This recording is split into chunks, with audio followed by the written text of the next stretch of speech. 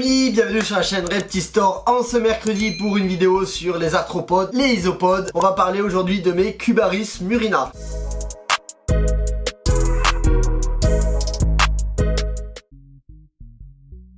Alors je suis très content de vous en parler parce que ça y est, ça reproduit enfin, ma colonie commence à se développer.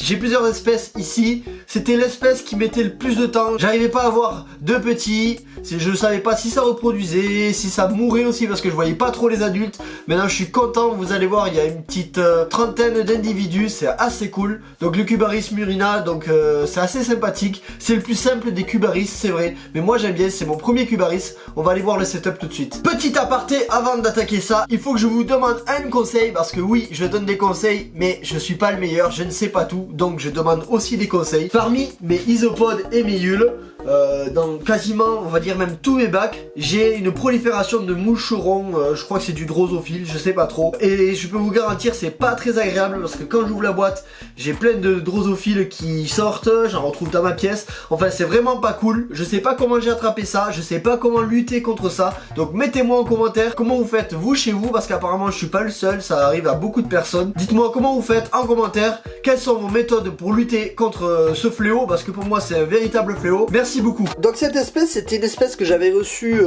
en décembre. Je vous mettrai sûrement ici le petit encart pour vous montrer l'unboxing de cette espèce. Donc voici mon setup, 2 écorces, de l'humus de forêt, de la sève pour l'humidité. Là, ici, un coin. Bon, ça a moisi un petit peu, donc c'est mes paillettes à poisson qui ont moisi avec l'humidité, peut-être un petit peu trop humide, donc il faudrait que je réduise ça. Des coquilles d'œufs de poule pour pouvoir donner du calcium, voilà. J'étais parti à la base sur 10 individus adultes. C'était 10 individus, j'avais mis dans un terrarium à la base, mais je les voyais jamais, c'était assez compliqué. Du coup j'ai décidé de les repasser dans un contenant un peu plus petit et beaucoup plus facile d'accès aussi. Donc je suis passé sur cette boîte, j'ai pas les dimensions en tête. J'ai rajouté 2 écorces pour pouvoir leur faire des cachettes. Et pendant des semaines, des mois, j'arrivais pas à les voir, je me demandais même s'ils étaient pas morts, ça reproduisait pas, et un jour il y a eu le déclic, j'ai commencé à voir quelques petits sortir à la surface, et de 10 individus je suis passé à ça, donc là on en a un tout petit peu, donc il y a de l'adulte, il y a du subadulte, il y a du jeune, il y a du très très jeune, il y en a encore dans le substrat. Donc là je dois en avoir une trentaine dans ce bac à peu près. Ici j'en ai aussi, donc là on en a ici, voilà. Donc c'est assez sympa le Cubaris, je trouve. La forme de corps, tout ça. Là on en a dessous, on en a là. Oh, ça c'est pas un Cubaris ça. Oh, ça c'est pas un Cubaris. Je sais pas si vous l'avez vu. Il est là, il se balade. J'essaie de vous faire un focus.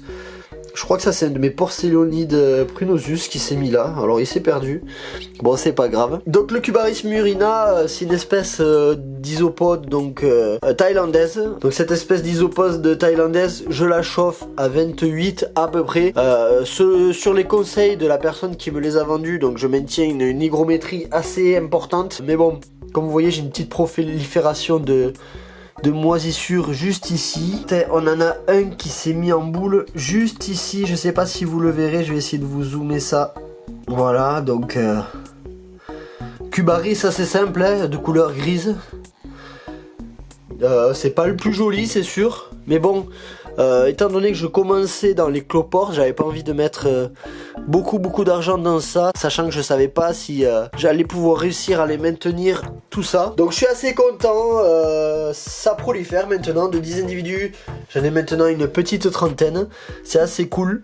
J'en suis content. Au niveau de l'alimentation, du coup, je leur donne bien sûr des paillettes à poisson, des végétaux de temps en temps. Après, ils se nourrissent énormément de l'humus de forêt, même sur les autres espèces de cloportes que j'ai, souvent quand je mets des paillettes à poisson, généralement ça tient pas longtemps, même si j'en mets beaucoup, en une nuit ils me mangent tout.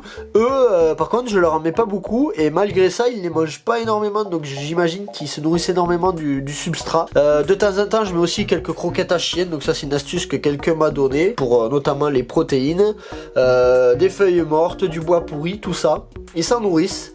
Et ça a l'air de fonctionner puisque depuis que je varie un petit peu plus l'alimentation, ben ça a commencé à reproduire. Voilà les amis, je vous ai présenté mes Cubaris Murina. J'aimerais que vous me dites aussi en commentaire. Je cherche une espèce de Cubaris assez coloré, assez abordable. Je vais pas mettre 100 € pièce par Cubaris, ça c'est clair.